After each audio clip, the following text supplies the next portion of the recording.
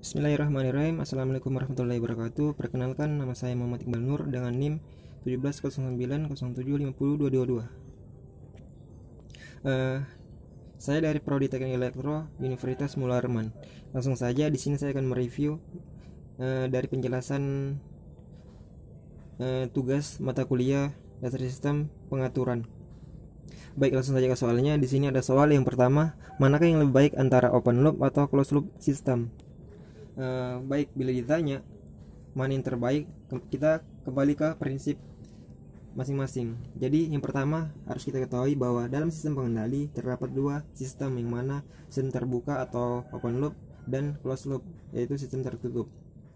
Dari kedua jenis ini mempunyai masing-masing prinsip yang berbeda dalam sistem kerjanya. Yang mana sistem open loop terbuka yaitu mempunyai prinsip yang mana hasil outputnya tidak berpengaruh dengan set point atau inputnya, sedangkan sistem closed loop yang tertutup hasil akhirnya akan diukur melalui sensor, kemudian dibandingkan di injektor dengan nilai input tersebut, kemudian untuk dikorelasikan akan diatur di controller tersebut atau pengendali.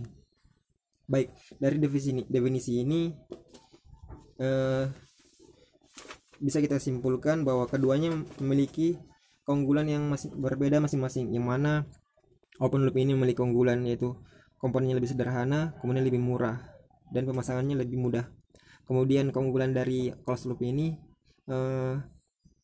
sistem kerjanya lebih stabil, kemudian untuk pemasangan komponennya lebih kompleks, agak sedikit rumit, ya bisa dibilang rumit seperti itu.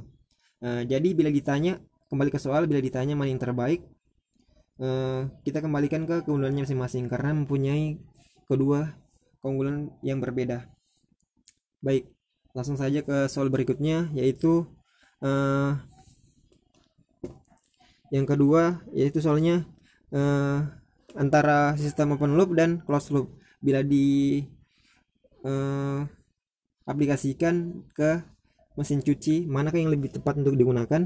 Baik, adapun untuk digunakan di mesin cuci, kita bisa menggunakan open loop lebih tepatnya, karena sesuai dengan prinsip tersebut dari sistem open loop dan mesin cuci ini yaitu mempunyai relasi yang sama, yang mana mesin cuci yaitu sistem kerjanya dari energi listrik berubah menjadi energi mekanik, kemudian untuk menghasilkan dari ketentuan sesuai dengan mesin cuci tersebut, sehingga yang digunakan adalah open loop.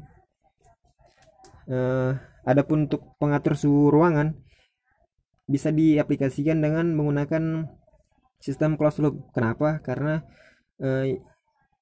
karena sistem pengatur suhu ruangan ini menggunakan hasil yang mana hasilnya harus sesuai dengan nilai input yang diberikan awalnya. Jadi contoh, apabila pada sistem output tersebut di pengatur suhu ruangan tersebut kita menginginkan 25 derajat pada suhu ruangannya, kemudian akan dilaksanakan dengan controller dan peralatan tersebut, sehingga namun terkadang output yang dihasilkan tidak sesuai dengan yang di input. Seperti yang di input kita menginginkan 25, namun kenyataannya hanya mendapatkan 20 derajat, sehingga di sini diperlukannya sensor pada pengatur suhu ruangan, yang mana sensor tersebut akan mengukur suhu ruangan tersebut, kemudian untuk dibandingkan di injektor, kemudian errornya akan diperbaiki di kontrol tersebut, sehingga hasil yang kita inginkan sesuai dengan input yang kita inginkan sesuai dengan hasil yang kita inginkan. Jadi kesimpulannya, pada suhu ruangan kita bisa menggunakan closed loop atau sistem tertutup. Kemudian pada untuk selanjutnya saya akan menjelaskan tentang diagram blok tentang orang yang menunjuk arah. Baik, di sini langsung saja nilai inputnya atau step pointnya atau kontrolnya adalah otak dari manusia tersebut, kemudian plan-nya adalah tangan dari manusia tersebut, kemudian outputnya sesuai dengan arah yang ditunjuk. Adapun hasil dari set point tersebut bila tidak sesuai maka akan akan diatur, hasilnya akan diukur melalui mata tersebut. Kemudian mata tersebut akan dibandingkan hasilnya di injektor tersebut, kemudian untuk dikorelasikan di controller.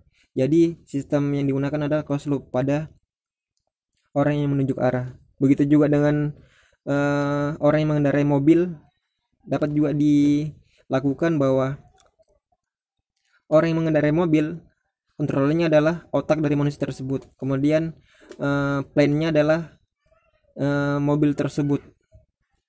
Kemudian hasil outputnya diukur melalui mata dari manusia tersebut. Kemudian dibandingkan di injektor tersebut. Kemudian errornya dikorelasikan sesuai dengan input pada kontrol, yaitu otak manusia. Adapun tangki air, maka untuk kontrolnya adalah saklar otomatis, kemudian plan-nya adalah motor listrik, kemudian outputnya akan diukur di pelampung tersebut sesuai kadar tinggi air yang diinginkan. Kemudian hasilnya dibandingkan injektor tersebut dan error yang terjadi akan diperbaiki pada saklar auto tersebut. Adapun pada robot pengangkut barang, di sini menggunakan sistem open loop, berbeda dengan yang sebelumnya yang menggunakan closed loop, yaitu di sini lebih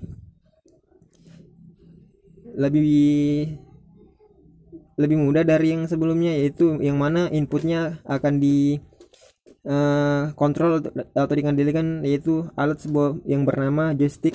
Kemudian joystick tersebut akan menggerakkan motor atau plan-nya. Kemudian hasilnya sesuai dengan kinerja robot tersebut.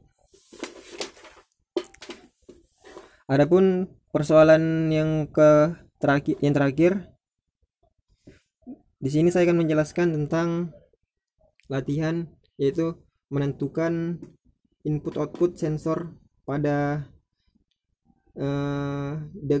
gambar tersebut, yang mana saya akan menunjukkan diagram bloknya tentang komponen tersebut. Baik, pada gambar ini dapat kita tentukan, yaitu pada komponen ini dapat kita katakan ini adalah inputnya atau set pointnya. Kemudian komponen ini adalah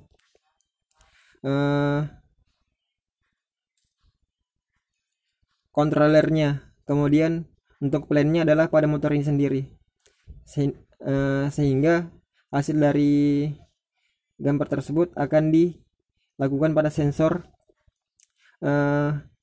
yang digunakan, yaitu sensor pada timer, sehingga kecepatan yang dihasilkan akan diukur dan dibandingkan pada injektor tersebut.